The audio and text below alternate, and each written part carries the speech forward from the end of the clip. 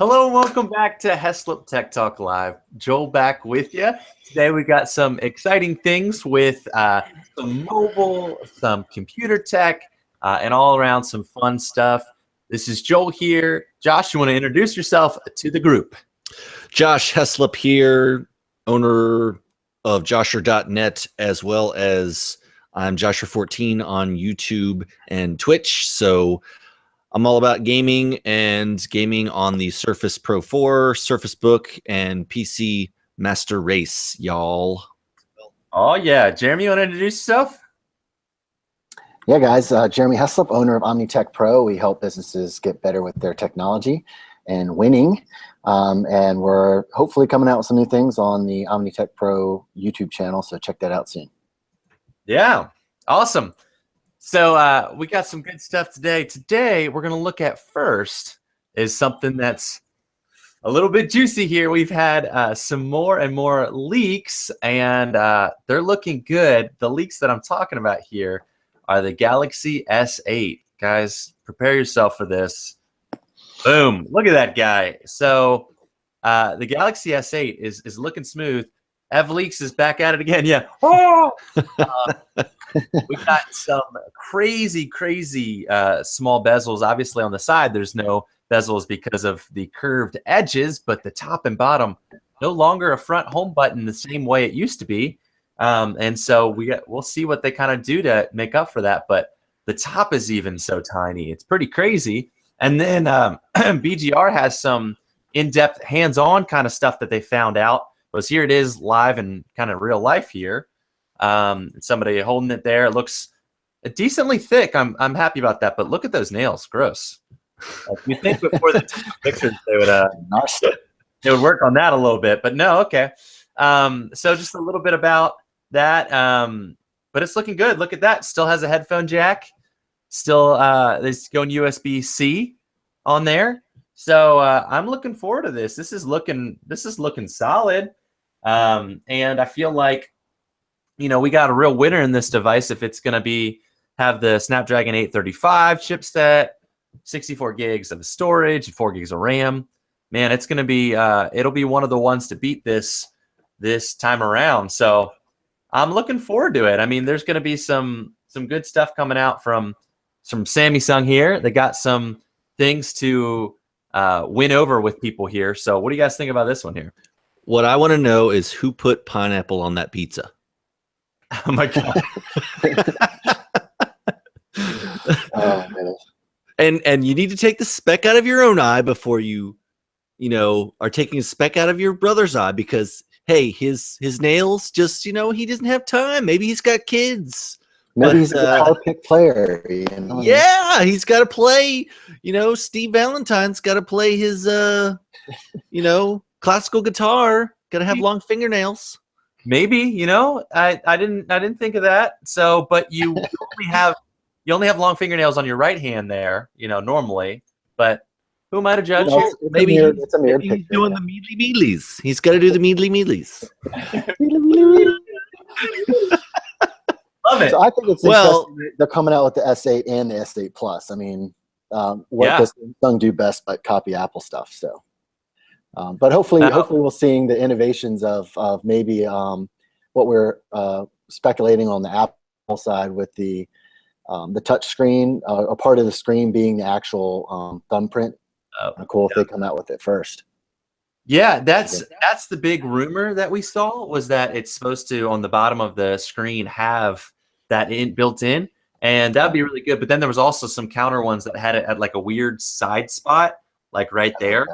So I'm hoping they actually have a for realsies one on the front, because that'd be super smooth and super slick. I don't know, but I mean, the S8's going to be hard to beat. It looks I mean, that's March 28th is when it's going to be released.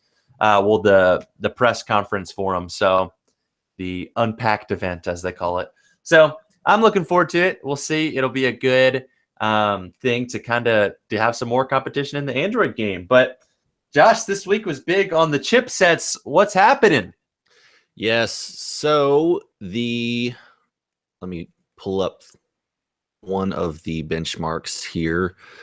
This AMD Ryzen actually put out their CPUs for people to grab. So a lot of them are of the 1800X, which is the $500 model that's the highest clocked. And they basically put it, most people put it against the 7700K, the 7600K. Even a lot of people put it against the FX 8350 or 8370 here. And they said that the multi-threaded performance obviously is really, really good. But for right now, the gaming performance is a little bit underwhelming. So they were looking at a lot of 1080p stuff. And if you see here, like for Watch Dogs 2, average FPS is 87 at 3.9 gigahertz overclock and 84 at stock. But the 7700K is 87 also. The 4790K is at 99. The 6700K is at 110. So I don't know why they used Watch Dogs 2. It's not that great of a optimized game, but let me look and see. Okay, they did Battlefield 1 too as well. This is from gamersnexus.net, by the way. So it showed that basically you're going to be doing fine as far as gaming performance. That's not what they're saying. They're just saying, hey, it should be higher than a four core 8-threaded CPU or even 4 and 4. But yeah, like I said, it got barely beat out by the 6600K stock on Battlefield 1. So I think it's just coming down to optimization. A lot of streamers are also saying that their RAM was not able to be overclocked to its full potential. They were stuck at like 2600 megahertz instead of 3000, where the other boards were at 3000 megahertz and stuff like that. So not sure if there's a RAM problem. Well, they said they're going to have to come out with a patch for that. But yeah, other than that, they said as far as using it for a streaming PC video editing build would be super awesome. And if I hadn't just bought my Xeon 5670 for $45, I might go for a Ryzen CPU. But still, I got way better of a bang of a buck buying a way old server Xeon processor than I did by buying Ryzen. So I'm happy with my purchase, and it's running well and streaming well so far. So, but anybody who wants to build a new future-proof, for the next few years PC will definitely be good by getting a Ryzen chip. And across the board, it's $329 for an 8-core 16-thread at least 3 gigahertz, I think. So, I mean, you can't really beat that right now. And the good news is they said they're coming out with more SKUs. They're coming out with 6-core as well as 4-core for even cheaper. So they're shaking up Intel right now. And companies like Newegg and Tiger Direct are like, oh, we're going to drop our Intel, chips by $100. So come on over and buy them. But, they're still solid for gaming. They're still solid for most things. The Intel chips are still solid. They've been proven. But Ryzen's going to shake things up. So it's always great for competition. And yeah, hopefully they get some of those optimizations as far as it's brand new stuff. They've got all new builds, new software. You would think that, hey, they would have given all their partners stuff to test out, but kinks happen, and this kind of stuff gets worked out with patches all the time, BIOS revisions and all that jazz. So, but I'm super excited for it, and I mean, there's plenty of coverage out there. I mean, if you just follow one or two YouTube tech guys, you'll find Ryzen everywhere. So check it out. But it's very exciting for the PC builders industry, and whatever you want to do with PCs, yeah, Ryzen's not a bad choice. Did they do any benchmarks on pure CPU threaded, like Adobe Premiere or encoding or something like that? They did a lot of Cinebench. They did a lot of Handbrake. They did a lot of 7-zip. The initial coverage that I saw was all of that, and yeah, Ryzen was right up there with the 6900K and that the 6850 and the higher offerings from Intel. So yeah, it's a multi-threaded beast basically. So yeah, that's good. And for gaming performance, I mean, you're going to be hitting the GPU anyway. So, yep. you know, apples to apples, if you're going to save $800, yeah, you know, totally. might as well get an AMD. I mean, it makes sense to me. Right. Yeah, that's great. Well, Jeremy, moving on to some new tech here. Is this Pixel 2.0 you have here or something? Yeah, it's not quite the Google Pixel, obviously, but we are talking about a Kickstarter function recently that is integrated with Arduino. One of the biggest issues with a lot of the Arduino builds for getting a screen on a do-it-yourself build is you know, you have to worry about microcontrollers and the drivers for your Arduino or your Raspberry Pi. This integrates the two perfectly so that if you know Arduino, now you have a screen. So the Pixel was a Kickstarter that launched not too long ago, and they did get their minimum, which wasn't crazy. It was like 5,000, so they already got that. But I just want to let some people know out there that it is available, and if you know, can program a little bit of Java, you can get Arduino in there and start making little display anything you want, from a watch face to you know, integrate with a heart rate sensor, or you know, Arduinos are pretty much whatever you can think of, you can plug into it. So I thought it was cool that they finally have integrated the two, because I've known, playing with other people playing with them, that getting one of these little screens working with a compact Arduino or Raspberry Pi is like difficult at best. So I just thought it was a neat project. Allows do-it-yourselfers to get something you know, pretty easy and straightforward and compact. And you know, technically you could have your own retro on this if you had a little Pi and a little screen, and you can integrate it into a little gaming pad and have your own screen on there type thing. So there's lots of possibilities for it. So I just thought it was a neat project that people could jump on Kickstarter, and they're also open source hardware, so you could theoretically build your own if you had the means to. So legit. I'm excited. It's 48 megahertz. Yes. Oh yeah. a little bit of a far cry from a Ryzen, but when you're talking about embedded hardware and things like that, you know, 128 by 128 screen, this is super small. I mean, this is, oh yeah. You can see the micro SD on there is like a third of the board or a quarter of the board.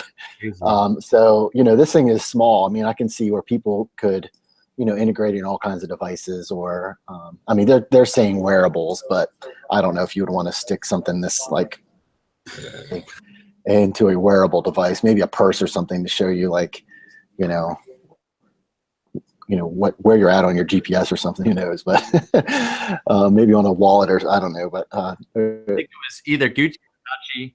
One of the fashion brands actually has a purse about this big that has an LED screen on it, that are LED lights that go across the side. So yes. put like or like hot stuff and have it like going across the side. Not something that I would personally ever think that I would want, you know, but well, you did just say you personally would be into not getting it. I've always wanted one of those signs there, like to have like a little ticker, LED ticker, to go like on the back a window of my car or on the side window or something, so I could like click on a button and say, you know, where'd you learn to drive? Where'd you get your license from? Cracker Jack box or something like that. I think road rage and fights, if we could have a respondable message board on our car that people would like pull over and be like, "This is it, let's do it." So I saw a video from Beginners Tech, I think it was. He had like a top 5 under 25 or something like that, or under 15, so some crazy number.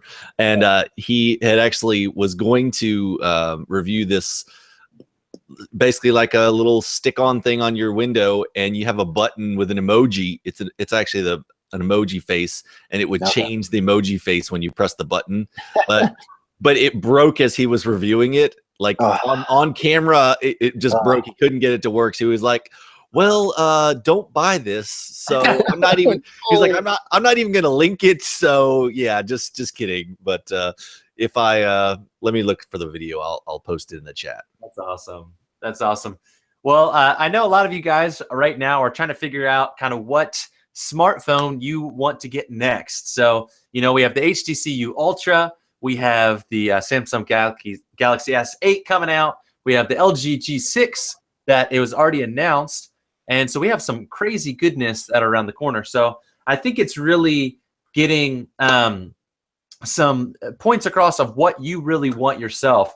The G6 has some interesting moves that they made that kind of perplexed me a bit. So I'm actually going to be doing a video, 2 videos. One that is 5 reasons to buy the G6, and then 5 reasons not to buy the G6, because they did some really cool innovation with the G6 that I really, really like. And then some other reasons that, you know, make you scratch your head a bit. So maybe that'll be helpful to you. But some things like not having a quad DAC on the US models, but having wireless charging on the US model, it's weird. Like some things are regional exclusive and they aren't on other versions. So things like that, I'm looking forward to dig more into in more videos. But if you guys have any questions, feel free to leave a comment down below. We can answer some specific stuff about that. But I would say wait for the S8 because it looks great, and then kind of get to have those couple in your hands and see what might work out for you. I personally think the S8 is going to be great, and there won't be a huge difference between the 835 and the 821. So that's kind of a wash there. It's not a big difference. But some of the camera optimizations in both of those could be really good. So I'm looking forward to seeing the S8 and getting some more thoughts out to you guys later on some of that. But for right now, I'd say just wait a little bit because there's definitely lots of great phones right around the corner. I wouldn't jump on something right now and then regret it in a month or two. But yeah, so, but Josh, speaking of new stuff out again, we got another new chip, and this is GPU now. What do we got with the GTX 1080? Are some upgrades coming in here? The 1080 Ti. What? So basically, yeah, it's time for the 1080 Ti. So NVIDIA had an event, obviously, and it's coming out here in 3 days. The GeForce GTX 1080 Ti, and their version will be $699. And what's amazing is it has 11 gigabytes of DDR5. One short of a Titan. So they basically turning it up to 11. So and it actually also the memory bandwidth is 11 gigabytes per second. And look at the flops. The teraflops is 11.3 T-flops. So yeah, it's actually running at a higher memory bandwidth, bus width than the 1080. It's at 352 over 256. Obviously, the Titan X I think will still best it a little bit in some things, but yeah, the Titan X is the Pascal version, anyways, is $1,200. And this they're basically just saying, hey, we're going to give it to you for $500 cheaper. So. And they're dropping the price of the 1080, the MSRP of theirs, to $599, which everybody's like, I just bought it for $700. And then they're also saying they're going to drop the MSRP of the 1070 to $350, down from $380. So we'll have to see what the manufacturers, because it's always, hey, what is Asus or EVGA or MSI, what are they doing with their, well, we have 3 coolers on ours, so we're going to make you pay more anyways. But at least they can't like gouge like they were doing. So, well, let's hope. You can always hope. But everything, they said this is like one of the biggest jumps from the 1080 to the 1080 Ti. So from the 980 to the 980 Ti was only like a 17% jump. And this is like 25 or 30% jump. So they're really making Vega say, Vega, you better come out swinging, AMD, with your GPU offerings, because but they also have the announcement, they also came out with a thing called Fat Cat VR, which is basically like a benchmarking for VR, so you can actually see how your GPU and CPU are being utilized by like I think they're going to have like actual like zones of where the most processing's going on and stuff like that. But it's very, very cool. I think it may not be called Fat Cat. It may be like FR Cat or something like that. I'll need to look into that. But I'm all yeah, about and then also the error debugging, right? Like they have the ability to show where the crashing happens. Yes. The GPU or the CPU. Yes. So so lots of new cool stuff coming out in the pipeline, and they got rid of the Founders Edition. Anyways, they got rid of the DVI, but they actually give you in the box a DisplayPort to DVI adapter because they're like, it improves airflow to not have the extra port there. Yeah, I believe it. They're going to need it because it has a bigger die size and it runs with more watts. So they need to get as much of that heat out of the system as they can. Well, let me see the wattage. It's 250. Yeah, so they have more than the 1080. So yeah, the 1080 was only 180. So it's 250. They have an 8-pin and a 6-pin on this board. You're going to need. So so yeah. SLI. Yeah. Well, they said the try is not recommended. Yeah, no, it's not. But your apartment, exactly. I think there's a post on Reddit. Somebody was like, "Hey, I want to reduce my heating bills, and I already have 2 Titans. Can I just use that to heat my apartment?" Right. Well, you're gonna need a big hose, and it's gonna need to go through a vent straight to your bedroom. This article on PC Authority says that it is 35% faster than the original 1080. Which is pretty crazy. Yep, no doubt. So hopefully that basically means that the 1070s go down in price and I'll be able to buy one. So yay. I'd be surprised if the Titan stayed as expensive as well. I mean, because people just start buying the TIs because they're almost the same. Same chip, just less RAM. And only same 1 gigabyte. Same CUDA cores. So I'm like, wow. Yep. It's pretty wild. Huh. They also said they didn't go with HBM2 memory because it's just not fast enough right now and not as readily available. So, and I think that's what AMD is waiting on. They're waiting on the HBM2 because they used HBM in the Fury X, I believe, cards. So, bloop blop bloop blop, nerd speak, whatever, all that jazz. But the memory for the card, it was, HBM is supposed to be a lot faster, but HBM2's supposed to be the gold standard. So, but yeah, it's just like they've got to make it. They got to make all that silicone. Yeah. Mark asked if the G6, whether or not it has the quad DAC in it, and the US model, unfortunately, it's not going to have the quad DAC. The V20 does have the quad DAC in all the models, which is awesome to see. But for some reason, they decided that the United States, the North American model, is not going to get a quad DAC. But all the other models, as far as I can tell, are. I'm not sure what regions are specifically getting a quad DAC. And then the US, I think it's an exclusive to have wireless charging in the US.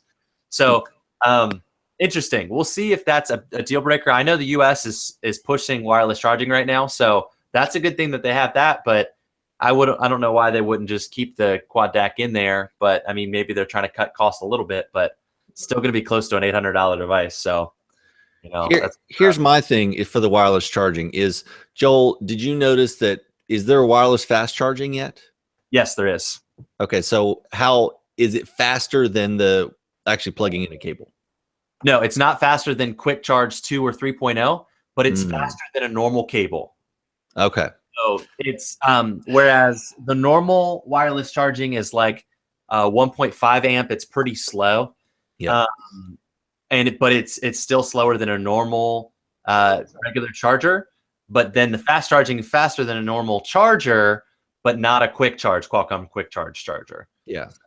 Because quick charge is like 9 point something volts or something like that. It's all depending on the special charger. So I'd rather get, half of my battery back in 15, 20 minutes for fast charge by plugging in rather than just oh my gosh, I just placed it on this plate and now it's charging. Well, So wireless charging is more like an evening or like sitting around for a while. You know, I mean, I've never seen it as being like, oh, I'm going to set up my wireless charger next to my laptop at Starbucks. You know, I mean, yeah, no, not it's gonna more happen. like sitting on my, you know, just so I don't have to plug it in at night.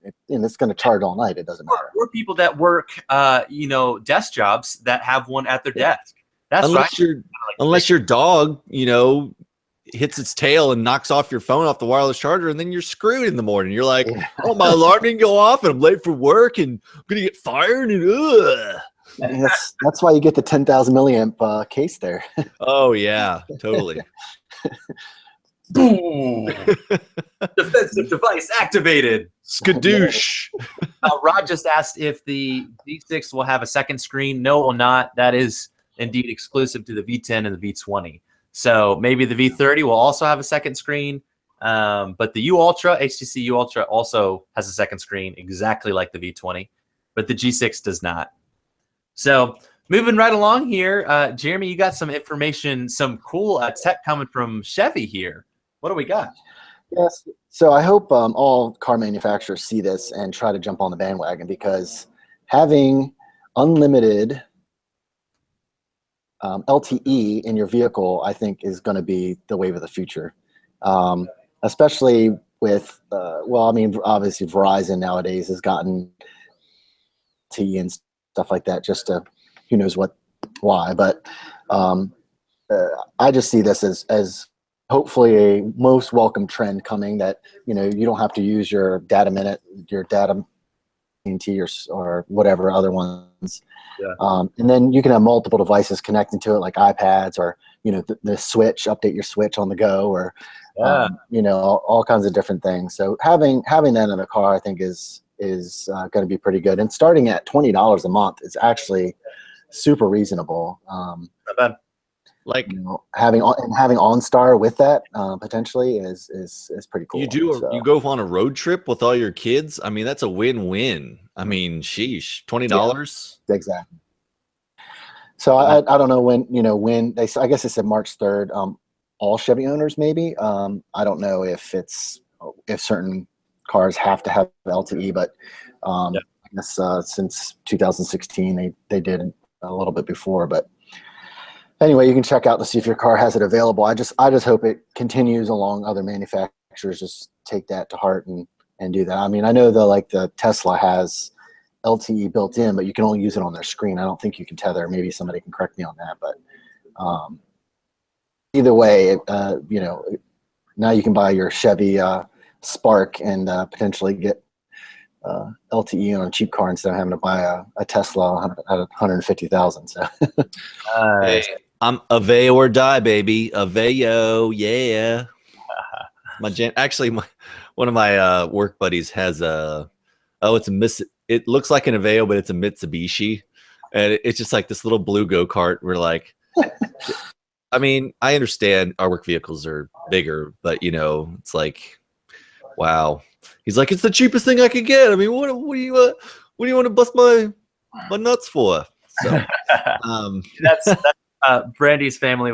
Her parents were going on vacation, and they rented a car, and it was a Chevy. I think it's like a Chevy Spark or one of the ones, and it looks.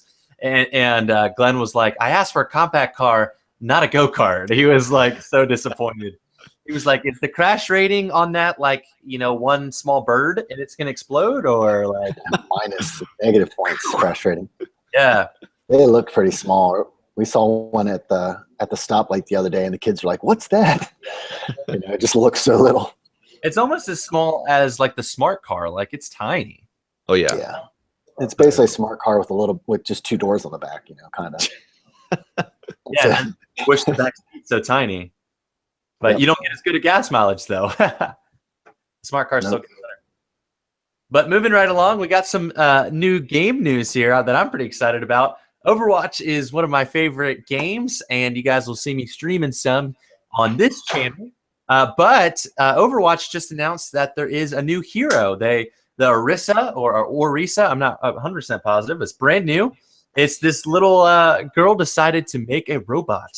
So it's pretty sweet. If you go over to Blizzard's actual site here, you have a pretty sweet little landing page, the heroes, Orisa, and you get a little bit about the hero itself, this robot with this cool like Gatling gun. She's got a fusion driver as her main weapon. Fortify, she can put up a little a wall that blocks projectiles. She can slow people down and halt them in place, pull them together. She has a protective barrier for people around her. And then her supercharge is a thing that she can put down on the ground that can charge everybody up and make them shoot and do like a lot higher percentage damage really fast. So she seems like a really awesome, versatile tank. Serves as the central anchor of her team, defends her teammates with protective barrier. She can attack from long range, fortify her own defenses, launch graviton charges to slow enemies, and deploy a supercharger to boost the damage output all at once. So this is fun. I don't know what it's going to do with the meta of Overwatch right now. Right now, it's already super tank heavy. And so people are really crushing with 3 tank teams. So this character just looks like it's really going to propel the tank meta even more and more.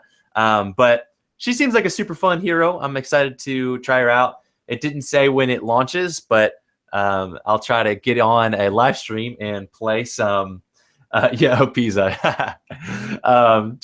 Try some more with her whenever it launches. But coming around here, Jeremy, you got some credit card hacking going on. What happened with that? Yeah, so I figured I would just keep everybody in the security news here as we do a week-to-week kind of stuff. So I've seen this around a little bit, but this one I thought was pretty ingenious. Essentially, hackers are taking everything from these credit card scanners all the way to this credit card scanners on the gas. Yeah. Right when you're pumping gas. And so this one was interesting because it was made out of secondhand Samsung phone parts, card scanners, and the data does not get recorded on this particular device. It gets sent via Bluetooth to a device somewhere else in the store. So they found this one and they couldn't find the other device. So they don't know if the person was just standing around outside, because Bluetooth can go. It's only 30 feet. Yeah. Yeah, so that they weren't necessarily getting outside, but maybe they just hid something under some chips, or made something look like a box of Mentos or candy or something like that, and hit them. Then that got sold. yeah, or something like that. But I'm more thinking it's just they could have just waited 15 minutes in the checkout line and got 10 or 12 a bunch, and then left. That's what I'm thinking. Yeah, and that little cover, it's just some plastic that they molded, and like you said, throwaway Samsung phone parts. So, they can make probably 50, 100 of those for $50, $100, something like that, and and just leave them. Who cares? So it kind of like a PSA, kind of interesting tech. So be on the watch out. Like some people are actually going to the credit card scanners at gas stations, and they don't just pull right off. Or credit card scanners at their local gas stations. Just to be wary of that. They work on the chips, they work on the and other things. Just to be on the watch out. Yeah, I every time I go to gas stations, I get a little paranoid and I check the little reader. Like I'll just take pull on it a little bit. Okay, I think we're good. Ever since I read an article about that like a year ago or something like that, I was like, yeah, I'm just gonna check this real quick, just a little bit, Yep. But well, great. Do you guys have any thing coming out the pipeline that you're excited about here? I meant to add about the OnStar. Anyways, our local police uses OnStar. They can track your car as well, so that's another great security feature. Somebody, jumps in your car and steals it, then. They can shut it down. Yeah, they can shut it down. They can make it honk. All the same kind of stuff as like a bait car kind of thing. So the GPS in there is really, really good, actually. I mean, to a certain degree, it's like, okay, it's within a block or two accurate. So don't steal any new Chevys, crooks. Yeah, We're gonna catch you. There was a story of a guy who fell asleep in a car that he stole, like a BMW or something like that, that had an OnStar, and they found him in a parking garage asleep. Like, okay, what? Nice. Totally metal. God, come on, people. That's why stupid people do stupid things, right? Yeah. Can't make this stuff up. Well, coming down the pipeline for me, actually, tomorrow morning, I'm going to go pick up my Nintendo Switch. Boom. So I'm pretty excited about that. We'll be grabbing some of that, and I'll probably do an unboxing and a quick overview for you guys tomorrow afternoon. And then I'll be playing some Breath of the Wild, and I'm super pumped to see all the like 10 out of 10 and 98% reviews on that game. I'm excited for it to be awesome. So I'll have that coming out. Like I said, I have a couple of those should you buy the G6 videos. I don't have it in hand right now, but I've been doing lots of research on these guys, and I'll be able to use some footage. I'll get some footage from friends and stuff like that. I'll let me use it. So looking forward to getting some of that out for you. But Josh, you got what do you got in works for us? Anything from your streaming stuff? Sure. Yeah, I'm going to be doing some streaming. Probably doing some Mass Effect 2 because that's the best Mass Effect game. Getting ready for Mass Effect Andromeda, which comes out on the 21st. And then, yeah, so I actually saw a tweet from Acer about their new Switch 12, and I replied to them, and I was like, hey, y'all don't have to use friend codes. Yeah. Nintendo Switch. I hope they do something with their friend codes and the online system, because that's just stupid on the 3DS. It just is not a good system. Yep. So get all your friend codes ready. On Reddit, they were saying that everybody should get their Nintendo IDs updated because there's a new system. So to make sure to get your name. But their reporting still has to be involved with the like friend code or something. Because I went and updated my new ID and already got that, but you can already do that before it's out, so that's good. So good news though, one of the guys from Giant Bomb plugged in a keyboard to the Switch, and you can use a keyboard. So that's kind of cool. Yeah, you know how to type. You can type those friend codes out super quick. Super fly. Well, I think do they have a web browser on the Wii U? They do. So they should have one on the you call it a web browser. Just copy and paste. Yeah, it's kind of crazy. I mean, the Wii U, the poor guy, it's hard to type out stuff on that guy for sure. Even with the stylus, it's like so pecking. And but what I'm saying is that if you can just hook a keyboard into the Switch, then you can just copy and paste that. It's problem solved, right? So hopefully, hopefully, yeah. But fingers switched. I mean, crossed. Cool, Jeremy. And you said you have some more business tips coming out. Yeah, we're gonna give some interesting things, so be on the lookout for that. Sweet. All right, guys. Well, thank you so much for tech talking it up, and for you viewers for sticking around. Leave some comments down below of some things you'd like in the future tech talks, and we'll see. We're gonna get some new guests coming in here soon as well. But it has been a blast, a good time here today. Thank you so much for watching. We'll check you guys later. But you know what? I heard that you should keep it classy.